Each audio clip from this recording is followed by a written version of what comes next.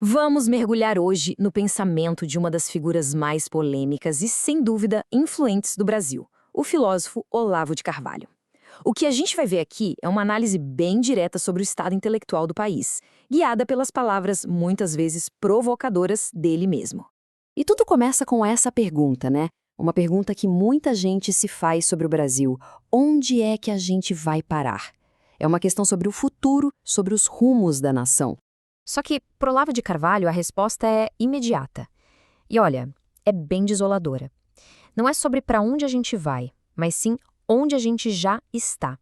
Na visão dele, o Brasil não está caminhando para o fundo do poço. Já chegou lá. Essa afirmação, logo de cara, dá o tom de toda a análise que vem pela frente. Para ele, essa crise toda tem um nome.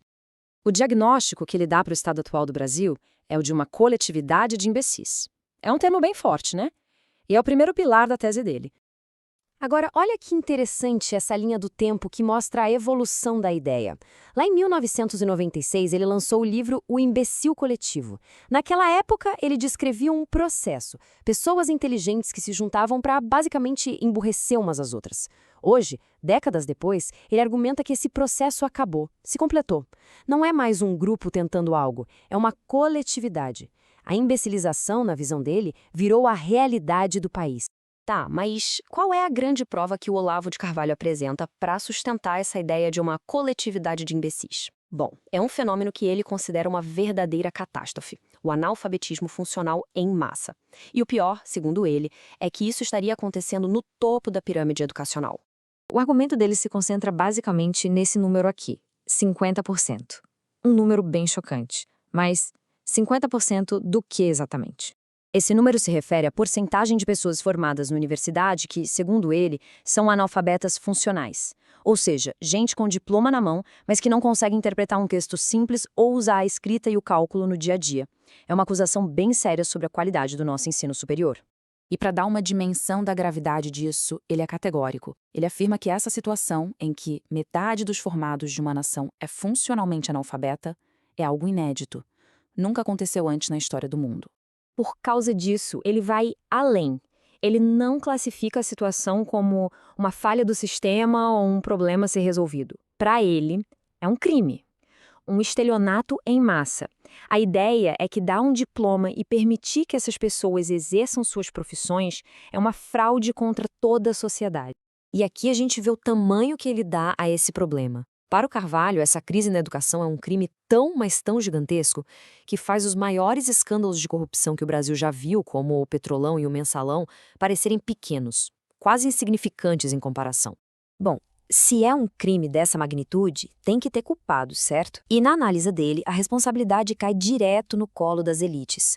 Os grupos que, na visão dele, foram os arquitetos desse declínio todo. E ele aponta o dedo para dois grupos principais, que são formadores de opinião. Primeiro, os professores universitários, que ele acusa de serem eles mesmos analfabetos funcionais, e, em segundo lugar, os jornalistas.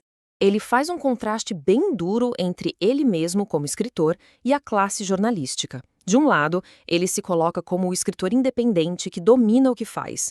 Do outro, ele descreve os jornalistas como profissionais humilhados, mal pagos, frustrados, que no fundo gostariam de ser os políticos que eles criticam. Mas olha só, a crítica do Carvalho não para nos adversários. Ele também se vira para os próprios aliados políticos, à direita. Ele acredita que esse grupo chegou ao poder sem o menor preparo intelectual para isso. O recado dele é esse, bem direto. Ele acusa o movimento conservador de não ter feito o dever de casa, de não ter estudado o adversário, não ter entendido a máquina cultural contra a qual eles estavam lutando e, por isso, chegaram ao poder totalmente despreparados para essa batalha de ideias. Esse despreparo, para ele, é tão grande que ele usa essa metáfora aqui que é bem visual. A direita brasileira no poder seria como um bebê entrando no ringue para lutar contra o Mike Tyson. Uma luta intelectual e estratégica que já começa perdida, totalmente desigual. E aí, na parte final dessa reflexão, o foco muda. Ele começa a falar de si mesmo, do papel dele nessa história toda e de como ele enxerga o próprio legado. Ele vê a própria trajetória como uma história de vindicação. Lá em 96, o livro dele foi ridicularizado. Hoje, ele diz que os críticos foram parar na lata de lixo da história e, olhando para o futuro, ele prevê que as obras dele vão continuar aí sendo lidas. Então, no campo das ideias, na chamada guerra cultural que ele travou por tanto tempo, Olavo de Carvalho se declara o vencedor. Mas a análise dele não termina aí, nessa autocelebração. Ele encerra com essa pergunta que é bem potente e direcionada a quem o acompanha. Mas quem se beneficia dessa vitória? É uma provocação final que deixa no ar a questão se a vitória intelectual de um homem pode, de fato, se transformar em uma mudança real para todo um país.